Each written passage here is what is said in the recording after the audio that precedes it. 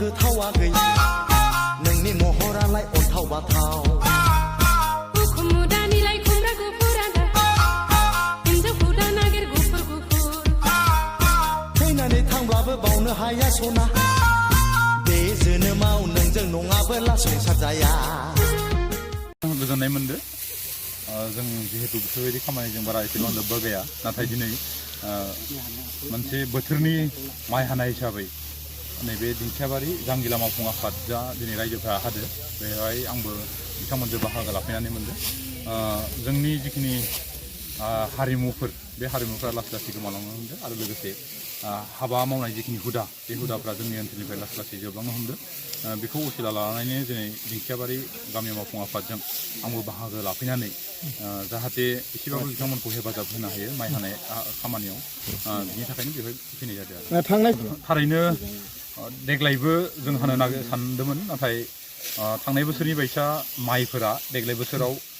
थाबैनो जोबदो आरो थाबैनो जोबनायनि मोनसे कारना जाहैबाय गोबां एम्फौ फैनानै माइफोरखौ अरख्लायनायनि जाहोनाव माइ बिगोमाफोरा गाव गावसिनि माइखौ मोनस्लाबियावनो हानो गोनां जादों आंनि समस्ति हिसाबै गोबां जायगायाव जादों आरो लोगोसे हरनि 12टा 1टायालागै दिनै माइ हानायखौ जों नुनो मोनदों बेनि गुबै जाहोनानो जाहैबाय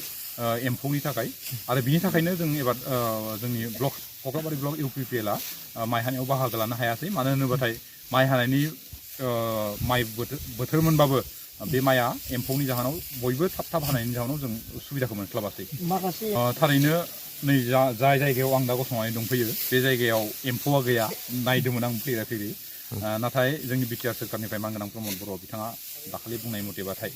जाय जायगायाव बिदि अत्याचारै एम्फौफ्रा माइखौ जालांदो बे जायगाफोराव जोंनि बिटिसिनि आबाद बिफाननिफ्राय रोखायै हेफाजाब होगोन होननानै बिथाङा खोथा होदों आरो बे लेखायैनो निस्सय जोंनि समस्तिनि गेजेरावबो जानाय जायगाफ्राव गोबाङानो बांसिनानो जादों बे जानाय जायगाफ्राव निस्सय बिथांमोना जोंनि आबाद बिफाननिफ्राय हेफाजाबखौ मोनगोन नंगौ दिनै दिंखियाबारि जांगिला मावफुं आफादाव मोनथाम खामानि लानानै आं बेवहाय बाहागो लाफैदोंमोन आंनि एलइडि फान्डनि नैबे दिंखियाबारि गामि मावफुं आफादाव मोनसे रायजोनि मोनसे न' होनाय जादों आरो बे न'खौ दिनै बेखेवनानै होनाय जाबाय आरो बेजोंनो नांजाबनानै थानाय जिहेतु दिंखियाबारि गुदि फरायसालिया खाथियावनो दंजाबोमोन आरो बेवहाय फोरोंबाय थानाय अबस्थाखौ मोननानै बिनि स्कुलनि जिखिनि अबस्था बे अबस्थाखौ नायदोंमोन स्कुलनि इनफ्रास्ट्राक्चार हिसाबै एसेबां उसुबिदा गैया आरो फोरोंगिरियाबो बेवहाय 2 फोरोंगिरि दं गासै फरायसाफोरा 35 दं माने एलकेजि इउकेजिखौ लानानै दा 35 थानायनि जाहोनाव गंनै फरायसालि हिसाबै फोरोंनायाव जेबो उसुबिदा मोनाखै होननानै बिनि फोरोंगिरिफोरा बुंदों नाथाय जोंनि जिखिनि फरायसुला फरायसुलिफोर बा बिमा बिफाफोर फरायनायनि सायाव जिखिनि जोथोन लानांगौ बे जोथोनखौ बयबो नांगौ मथे लानो हाखाया जों मिथिगौ अब्लाबो नाथाय नैबे दिंखियाबारि गामि हिसाबै मोनसे समाज होयो बे समाज हिसाबै इयुननि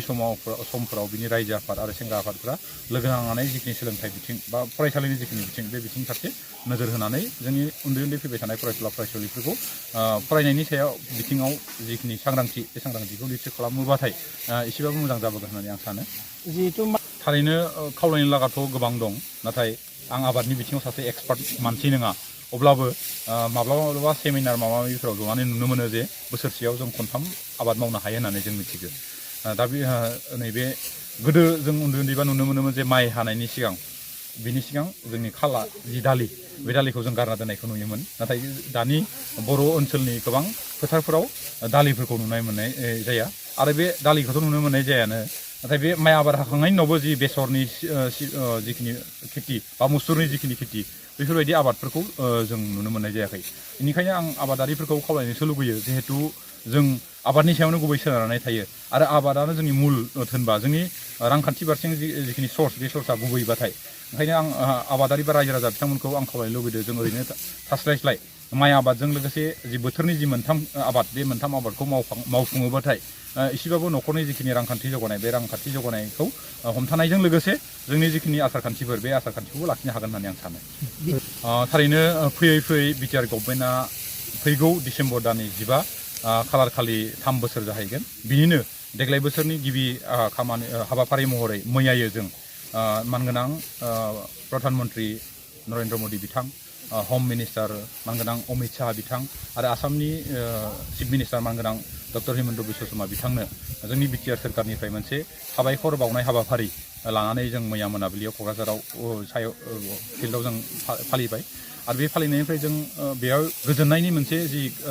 रादाब बे रादाबा थारैनो बाख्नायथाव जादों मानो होनोबाथाय जों मिथिगौ दे बिटिआर सुक्तिनि सिगाङाव बा बिटिआर सोरखाराव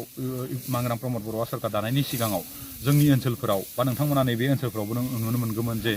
जोंनि जिखिनि गोजोननि जिखिनि थासारि बे थासारिया थारैनो जोबोद खममोन दिनै बिटिआर सुक्ति जाखांनायनि उनाव जों नैबे बोसोरथामाव जोंनि गेजेराव जेबो जों दावराव दावसि बायदिसिना बुलाय सोलाय गला बारुदनि जों सोदोब खोनाफेराखै आरो जिहेतु जों मिथिगौ जोंनि ओनसोलखौ जौगानोबाथाय जोंनो गोजोन मोनसे थासारि नांगौ आरो बे थासारिखौ जों बिटिआर सुक्ति जाखांनायनि उनाव जों मोननो हादों आरो मोननो हानायखायनो जोंनि सरकारानो बोसोरथाम जाहैसिगोन जिहेतु ओंखायनो जों मानगोनां आसामनि आरो भारतनि दैदेनगिरि बिथांमोननो जों साबायखर बावनाय मोनसे हाबाफारि लादों आरो नोंथांमोनखौबो आं अनुभब खालामनो खावलायदों जाहाथे जे जोंनि सरकार जाखांनायनि उनाव नोंथांमोना गोजोनखौ हसाके मोनमारगोन ना मोनमाराखै